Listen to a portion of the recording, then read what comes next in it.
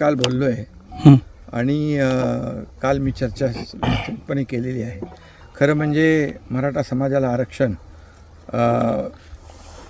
दिलं जाईल ही भूमिका सरकारची आहे, पूर्वी होती आणि आजही स्पष्ट भूमिका तीच आहे. मराठा समाजाला टिकणारं, कायद्याच्या चौकटीत बसणारं आणि ओबीसी किंवा इतर समाजाचं धक्का न लावता त्यांच्यावर अन्याय न करता मराठा समाजाला आरक्षण देण्याची भूमिका सरकारची स्पष्टपणे आहे. आणि त्यामुळे या बाबतीमध्ये कुणबी प्रमाणपत्र, कुणबी नोंदी, जस्टिस शिंदे कमिटी हे सगळं तुम्हाला माहीत आहे. मोठ्या प्रमाणावर आपण ते करतोय. त्या मोठ्या प्रमाणावर कुणबी नोंदी ज्या मराठवाड्यात सापडत नव्हत्या त्या सापडू लागल्यात. त्याचे दाखले देखील, प्रमाणपत्र मोठ्या प्रमाणावर दिले गेलेत. आणखी जरांगे पाटील यांच्या मागणीनुसार जस्टिस शिंदे किंबहुना जे ग्रामस्थ आहेत मराठवाड्यातल्या त्यांच्या मागणीनुसार ती कमिटी आणखी काम करते. जवळपास 1 लाखापेक्षा जास्त लोक त्याच्यामध्ये काम करत आहेत. ते काम एका बाजूला सुरू आहे. दुसरं मागासवर्ग आयोग तो काम करतो आहे आणि त्याच्या माध्यमातून जवळपास 1,40,000 लोक 3 शिफ्टमध्ये काम करतात. 3 शिफ्टमध्ये. त्याला गोखले इन्स्टिट्यूट आहे, टाटा इन्स्टिट्यूट आहे, इतर लोक आहे, इतर संस्था आहेत त्याला मदत करत आहेत. आणि मोठ्या प्रमाणावर मराठा समाज मागास कसा आहे हे सिद्ध करण्यासाठी त्याचे पुरावे जे आहे, सर्वेक्षण जे आहे, एम्पिरिकल डेटा जो आहे तो गोळा करण्याचं काम सुरू झालेलं आहे. त्यामुळे लोकांनी देखील त्याची माहिती दिली पाहिजे. माहिती आपल्या अधिकाऱ्यांना सर्वेच्या माध्यमातून, सर्वेक्षणाच्या माध्यमातून उपलब्ध करून दिली पाहिजे, जेणेकरून आपल्याला जे मराठा समाज सुप्रीम कोर्टामध्ये जी ऑब्झर्वेशन नोंदवली होती हा कायदा रद्द करताना, कारण हा मराठा समाजाला आरक्षण देण्याचा कायदा आपण निर्णय घेतला देवेंद्रजी मुख्यमंत्री असताना. त्यावेळेस मी त्या कमिटीत होतो, मी त्यांच्यासोबत मंत्री होतो आणि तो आपण कायदा केला, मराठा समाजाला आरक्षण दिलं. हायकोर्टामध्ये देखील ते टिकलं. हायकोर्टामध्ये देखील त्याचे सर्व जे पुरावे आहेत त्या मराठा समाजाला आरक्षण का गरजेचं आहे ते आपण पटवून देऊ शकलो. त्याने ती केस नंतर सुप्रीम कोर्टामध्ये गेली. सुप्रीम कोर्टामध्ये दुर्दैवाने जे काही ज्या पद्धतीने पुरावे, एव्हिडन्स जे काय आणि जे प्रेझेंटेशन करायला पाहिजे होतं तिथे कुठेतरी त्या काळामध्ये कमी पडली आणि त्याच्यामध्ये त्रुटी राहिल्या आणि त्यामुळे सुप्रीम कोर्टाने ते आरक्षण रद्द केलं. म्हणून आताचं जे गायकवाड आयोगाचा जे रिपोर्ट होता, अहवाल होता, त्याच्यावर सुप्रीम कोर्टाने निर्णय दिला आहे. आता आपण सुक्रे आयोग नेमलेला आहे, मागासवर्ग आयोग, त्याच्यामध्ये फुल टीम काम करते आहे. आणि जे सुप्रीम कोर्टाने ऑब्झर्वेशन नोंदवले होते, ज्या त्रुटी दाखवल्या होत्या त्या त्रुटी दूर करण्याचं काम मागासवर्ग आयोगाच्या मार्गदर्शनाखाली ही 1,40,000ची टीम करेल. त्याला मगाशी म्हटल्याप्रमाणे गोखले, टाटा या संस्था त्याचं ॲनालिसिस करतील आणि हे मराठा आरक्षणाचं सर्वे पूर्ण झाल्यानंतर त्याचा अहवाल सरकारला सादर होईल आणि मी म्हटल्याप्रमाणे एक विशेष अधिवेशन घेतलं जाईल.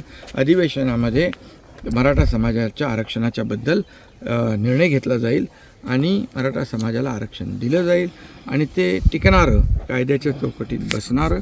आणि म्हणूनच सगळ्यांनी परिपूर्ण माहिती या सर्वेक्षणामध्ये द्यावी अशा प्रकारचं आवाहन करतो. आणि त्याचबरोबर क्युरेटिव्ह पिटिशन जे आहे त्या बाबतीत देखील सुप्रीम कोर्टाने सकारात्मक भूमिका घेतली आहे.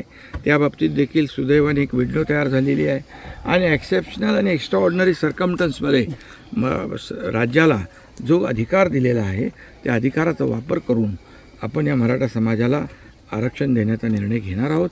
आणि म्हणूनच जरांगे पाटील यांना मी कालही विनंती केली होती की आपण जे सरकार सकारात्मक आहे, सरकार प्रत्येक गोष्टीच्या बाबतीमध्ये सकारात्मक आहे.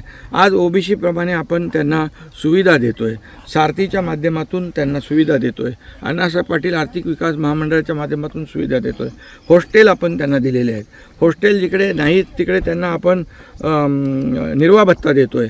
हे सगळं जे आहे, हे सुविधा ज्या आहेत त्या आपण देतो आहे. त्याचबरोबर जेव्हा मराठा समाजाचं आरक्षण रद्द झालं त्यावेळेस आपण अधिसंख्य पदं निर्माण केली. जवळपास 4,500 मुलांना नियुक्त्या मिळाल्या नव्हत्या. मी मुख्यमंत्री झाल्यानंतर तात्काळ 4,500 मुलांना नियुक्त्या आपण दिल्या. त्यानंतर मॅटमध्ये काही 500 लोकांचं MPSCचा विषय होता. ते देखील आपण हायकोर्टामध्ये त्याला चॅलेंज केलं, ते आपण हायकोर्टाकडून देखील मिळवलं आणि 500 लोकांना देखील आपण तरुणांना जॉईन करून घेतो आहे. आणि अशा प्रकारचं सरकार पूर्ण पॉझिटिव्ह आहे, सरकार पूर्ण सकारात्मक आहे. जेव्हा सरकार सकारात्मक असतं तेव्हा सगळ्यांनी त्याला सहकार्य करण्याची आवश्यकता असते. आणि म्हणून सर्व मराठा समाज बांधवांना माझी विनंती आहे, जरांगे पाटील यांना देखील माझं सांगणं एकच आहे की बाबा सरकार जर निगेटिव्ह असतं, सरकार काम मराठा आरक्षणावर करत नसतं तर आंदोलनाचा मार्ग एक आपण समजू शकतो. परंतु सरकार पूर्णपणे मराठा समाजाला आरक्षण देण्याच्या बाजूने आहे, भूमिकेतून आहे, तर सकारात्मक आहे. इतर कुठल्याही समाजावर अन्याय न करता हे आरक्षण देण्याचा निर्णय सरकारने घेतला आहे कायद्याच्या चौकटीत आणि टिकणारं. त्यामुळे आंदोलन टाळलं पाहिजे. आंदोलन इतका साहेब आश्वस्त आपण करताय, मग हे आंदोलन का थांबत नाहीये? आता आंदोलन करताना याचा विचार केला पाहिजे. सरकार पूर्णपणे आतापर्यंत आपण पाहिलं की ज्या कुणबी नोंदी सापडत नव्हत्या त्या कुणबी नोंदी सापडू लागल्या.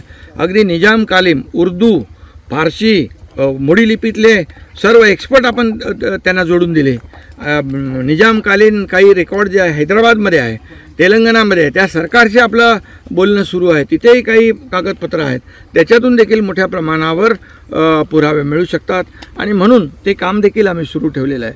त्यामुळे आतापर्यंत कधीही इतक्या वर्षामध्ये न झालेलं काम सरकार करतं आहे आणि त्यामुळे याचा विचार सर्व लोकांनी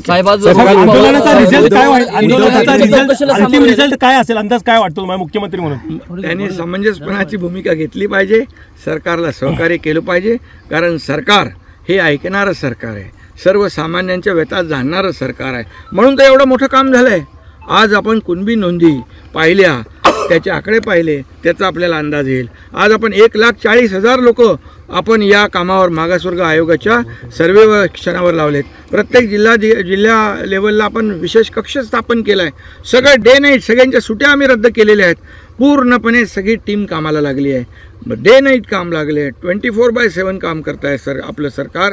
आणि त्यामुळे आंदोलनकर्त्यांनी अगदी सहकार्याची भूमिका घेतली पाहिजे आणि समंजसपणाची भूमिका घेतली पाहिजे.